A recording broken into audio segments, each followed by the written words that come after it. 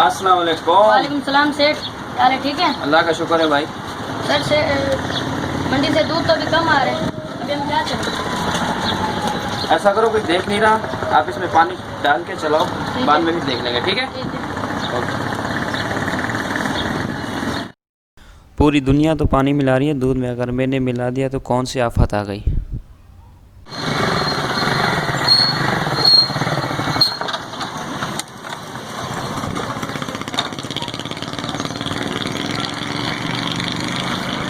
السلام علیکم۔ وعلیکم السلام۔ کیسے بھائی؟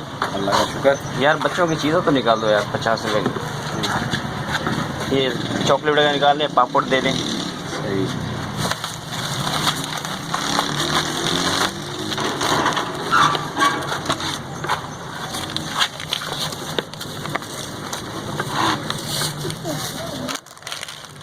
کتنا ہو گیا؟ 50؟ 50۔ یہ لے۔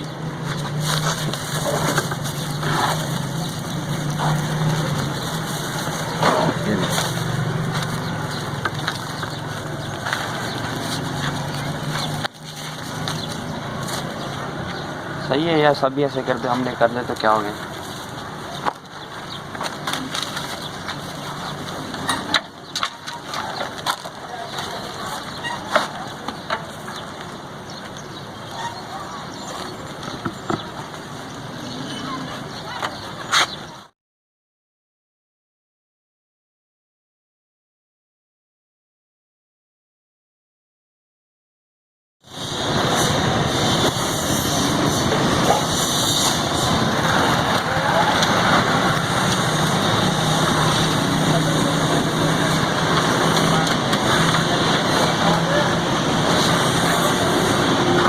آئیں بھائی،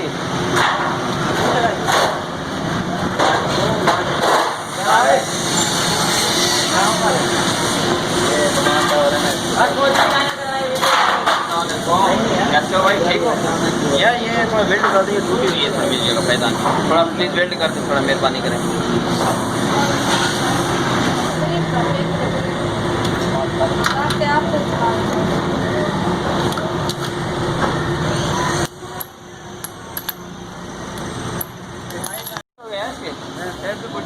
اچھا پوچھو، جلدی کرو۔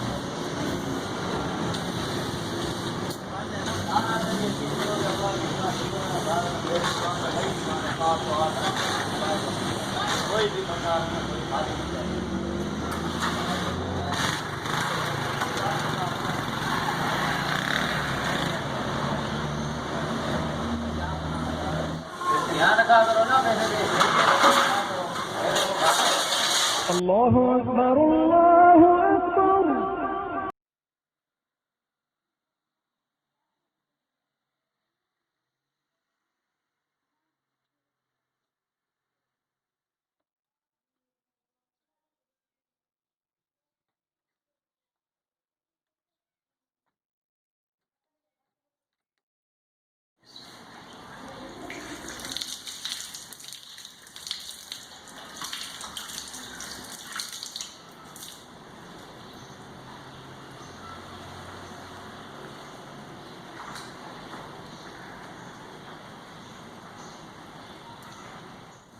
اللہ اکبر۔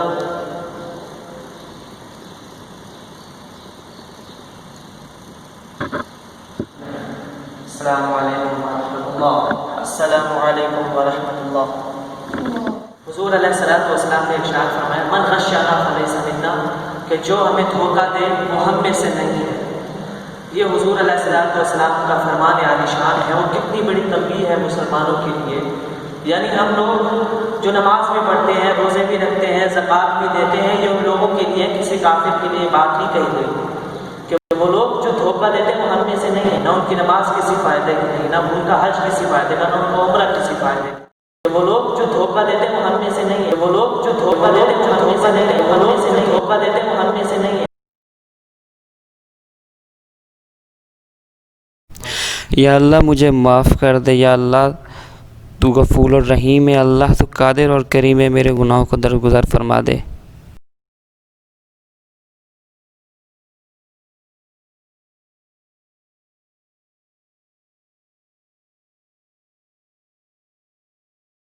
اصل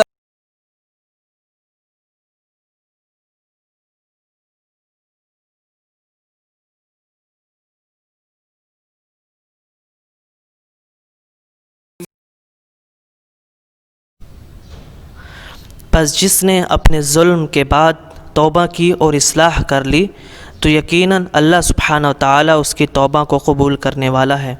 بے شک اللہ بے حد بخشنے والا اور نہایت رحم کرنے والا ہے۔